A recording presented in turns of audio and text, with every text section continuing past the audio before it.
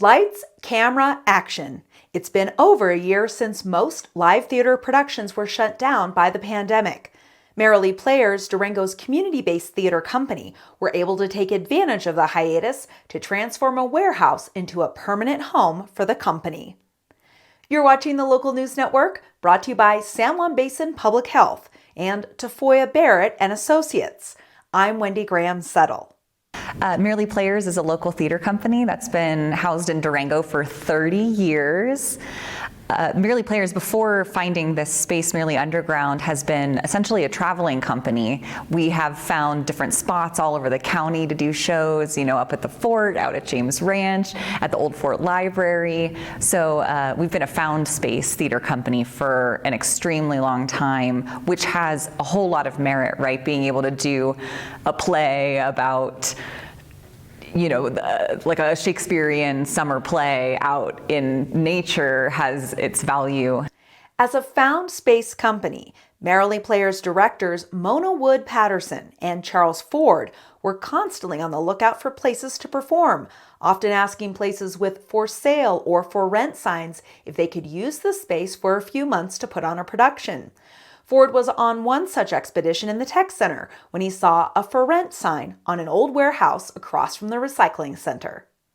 And the people who own the space happened to be former students who went through the theater program. Mona and Charles were the theater directors at Durango High School for a long time and have been solid standing in the community because of that for so long. A lot of people here have taken classes with Mona and Charles when they were younger.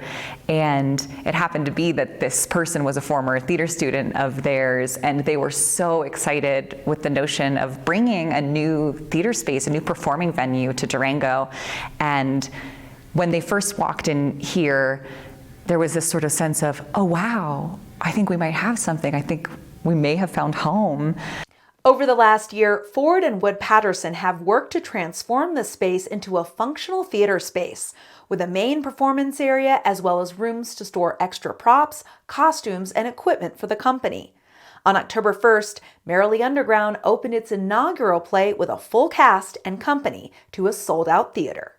So currently, as the inaugural show in Merrily Underground, we are doing the show called Men on Boats by Jacqueline Backhouse. It's about the 1869 Powell expedition from Wyoming through the Grand Canyon and into Lake Mead. It follows the 10 men who were the historical figures of this, what seems like larger than life expedition. That was a real thing that happened. But the twist of the play, written into the play, is that it's female or femme identifying people playing these male historical figures who actually did this huge adventure.